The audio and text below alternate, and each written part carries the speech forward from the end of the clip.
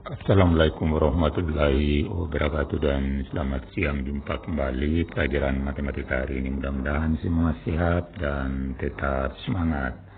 Pertemuan kali ini kita akan bahas soal Ayo Kita Berlatih 8.5 halaman 254 buku matematika kelas 7 SMP MTS, yaitu di bab 8 tentang segi 4 dan segi 3.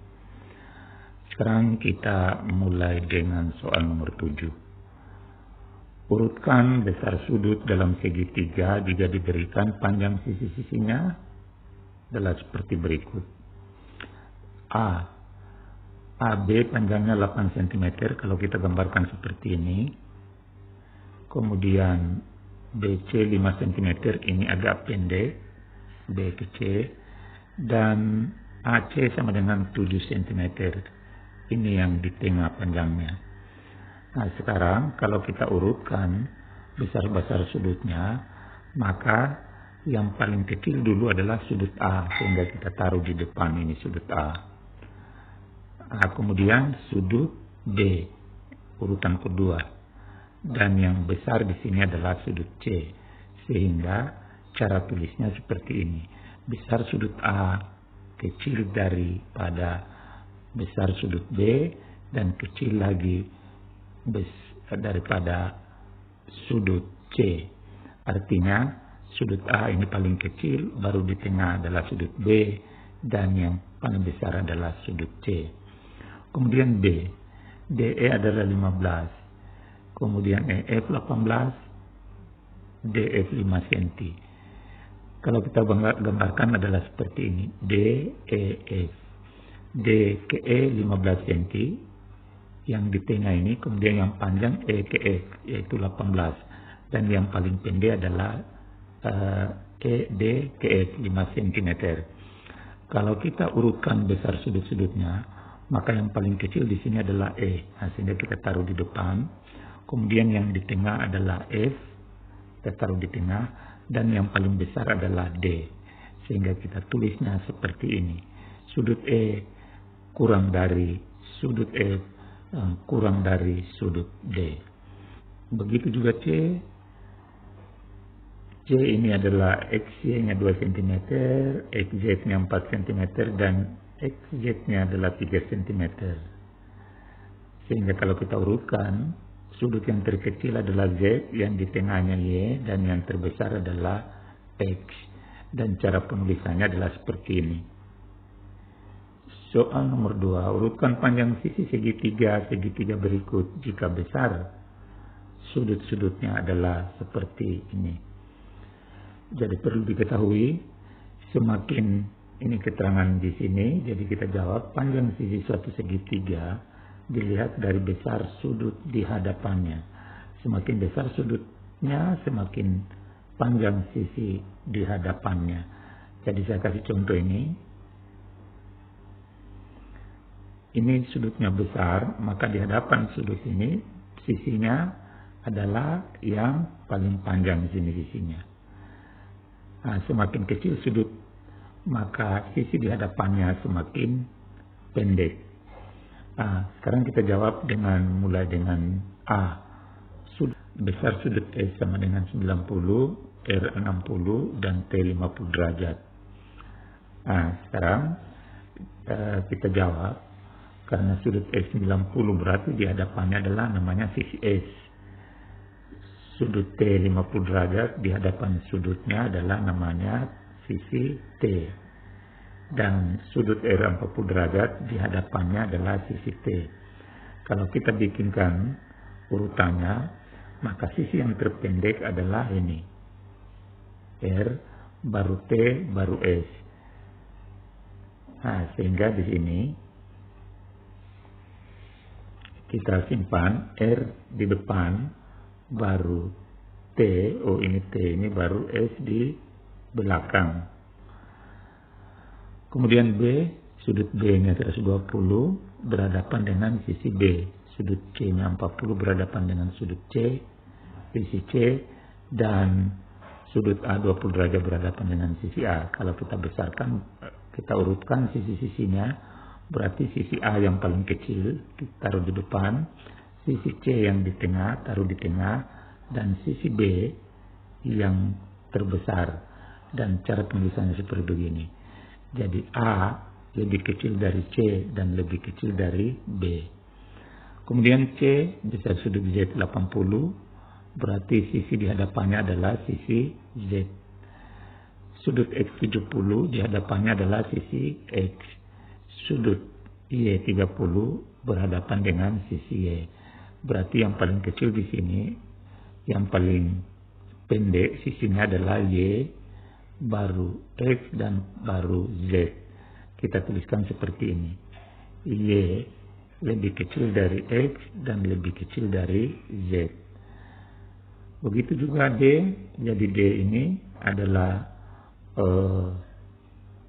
besarnya 80, kemudian E 50, F 50 berani ini sama kaki, maka kita taruh E di depan sama dengan F baru lebih kecil dari D.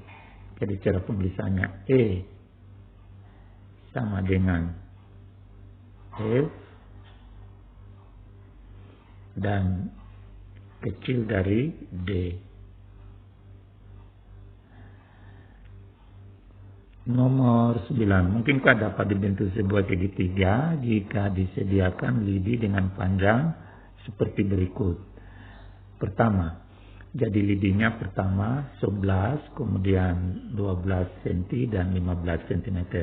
Apakah lidi-lidi yang panjangnya ini bisa kita bentuk segitiga? Jadi jawabannya bisa. Karena apa? Ini yang terpanjang ini kemudian yang pendek, dan ini yang di tengah. Kalau kita jumlahkan ini yang pendek dan yang di tengah, ini 11 tambah 12, yaitu 23. 23 itu besar dari 15. Kalau seperti ini kejadiannya, maka lidi-lidi ini bisa kita bentuk segitiga. Sekarang B. B-nya ini panjang lidinya 2 cm, 3 cm, dan 6 cm. Nah, sekarang kita lihat. Yang pendek 2 ditambah yang di tengah 3. Nah, ini hasilnya 5. 5 itu kecil dari 6. Kalau seperti ini modelnya, maka lidi-lidi ini tidak bisa kita bentuk segitiga.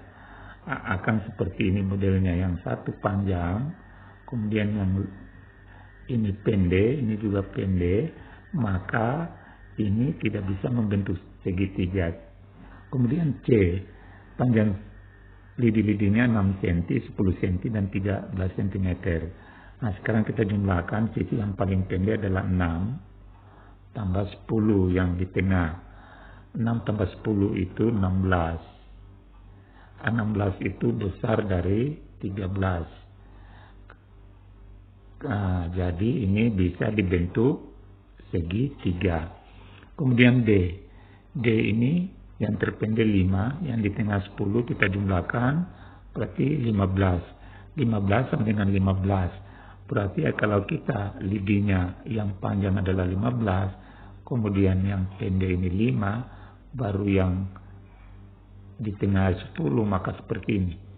Tidak bisa membentuk segitiga. Nomor 10. Nomor 10 ini, segitiga PQR merupakan segitiga sama sisi. Jadi ini sama sisinya. Otomatis sudut ini sama besar,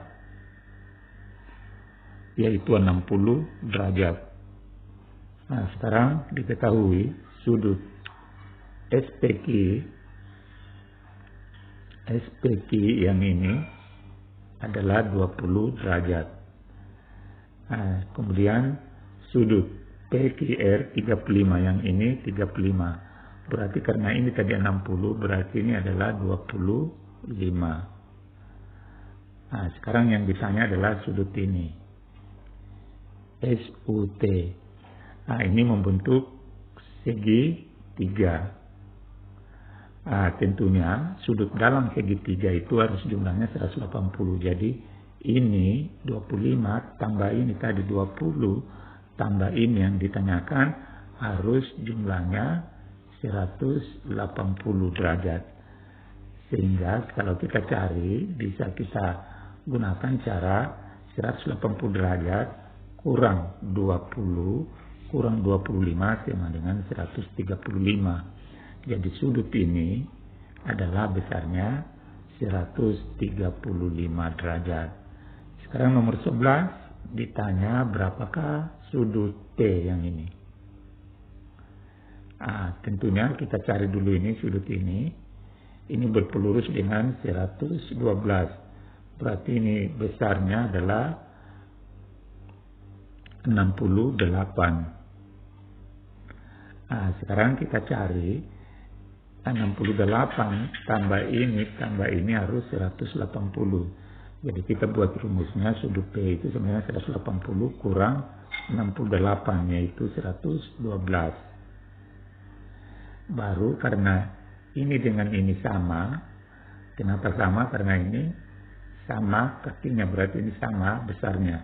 Maka kita bagi 2, 112 bagi 2 sama dengan 61 derajat. Jadi sudut P ini besarnya 61 derajat. Kemudian nomor 11B yang ditanya adalah nilai P. Berapakah ini nilai P? Jadi kita buat persamaan 180 derajat kurang 5P tambah 3P tambah 48 ini harus sama dengan besarnya 180 derajat. Kita kerjakan, kumpulkan ini P, negatif 5P tambah 3P, negatif 2P. Jadi 180 kurang 2P tambah 48 derajat sama dengan 180 derajat. Kita selesaikan negatif 2P sama dengan 180 kurang, ini pindah ruas jadi kurang 180, ini juga pindah ruas jadi kurang 48 derajat. 180 kurang 180 0 kurang 48 negatif 48 derajat. Jadi P nya sama dengan negatif 48 bagi negatif 2. P nya sama dengan 24 derajat. Itulah pembahasan kita, mudah-mudahan bermanfaat. Assalamualaikum warahmatullahi wabarakatuh.